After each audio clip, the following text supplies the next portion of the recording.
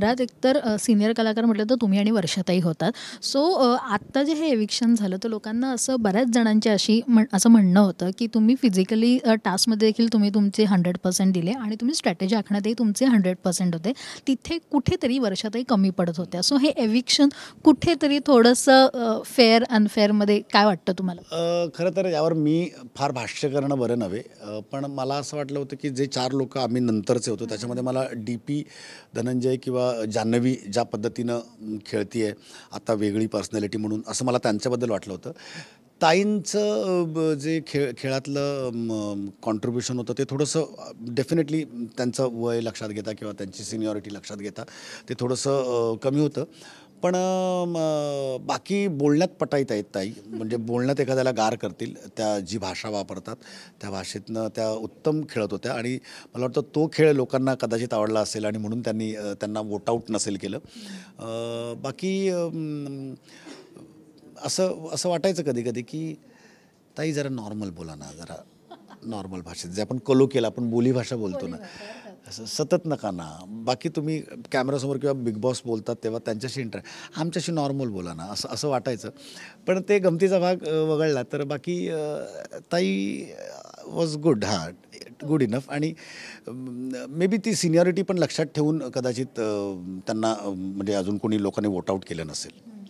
तर बाहेर येताना एक एव्ही पाहिली, त्याच्यात वर्षाताई तुम्हाला म्हणाला अरे अंशुमन विचारे, आणि मग नंतर तेव्हा तुमचा मी हसणं पाहिलं, म्हणजे त्यांना का तुम्ही अंशुमन विचारे वाटलं असेल मला नाही माहिती. खरं तर बाहेर लोकांचा बऱ्याचदा होतो हा घोळ, अंशुमन आणि माझ्यामध्ये गफलत होते. मग आम्ही सांगतो किंवा कधी कधी सांगत पण नाही कधी कधी. पण आम्ही, कारण अंशूचे आणि माझे काही काही किस्से झालेत अशा बाबतीत. अंशुमन ला मी समजून काही लोकांनी अरे पॅडी चल जाऊ दे असं अंशूला सोडलेलं आहे आणि मला अंशुमन विचारे म्हटलं अरे नमस्कार काय म्हणतं असं. तर फार आम्ही काही त्याच्यावर इंटरॅक्ट करत बसत नाही. ताईंनी जेव्हा असं सोडलं तर मग असं झालं होतं मला, अरे म्हणजे तुम्ही तर इंडस्ट्रीतले आहात तर तुम्ही नाही असं होता कामा ना. बाकी आम पब्लिकने ओळखणं न ओळखणं ठीक आहे, तुम्ही काही आमची कामं बघितलेली आहेत तर तुम्ही असं नाही होतं. मला झालं की पण ठीक आहे म्हटलं चला पहिलाच दिवस आहे, आत्ताच एंटर झालो आहे आपण घरामध्ये तर आत्तापासून नको.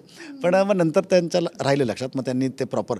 पण मला एक इतकं आवडलं होतं ताईंचं की अदरवाईज मला बाहेर पंढरी किंवा पंढरीनाथ या नावाने खूप कमी लोक हाक मारतात, तर ताई सातत्यानं अगदी न विसरता कधीच त्यांच्या तोंडून पॅडी आलं नाही पंढरी आणि ते इतकं सुखावणारं होतं. मग कधी रागात असेल कधी प्रेमात असेल व्हॉट एव्हर जे काय, पण ते खूप सुखावणारं होतं की मला माझ्या ॲक्च्युअल नावाने कोणतरी हाक मारताय ते खूप आनंददायी होतं.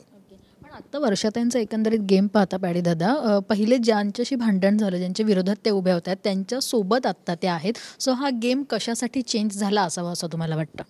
म्हणून मला ते मी नेहमी म्हणतो की ते कदाचित मुखवटे आहेत का त्यांचे. कारण मला एखादा माणूस कधी वाईट बोलल्याच्या नंतर मी त्याच्या संगतीत बसणार नाही.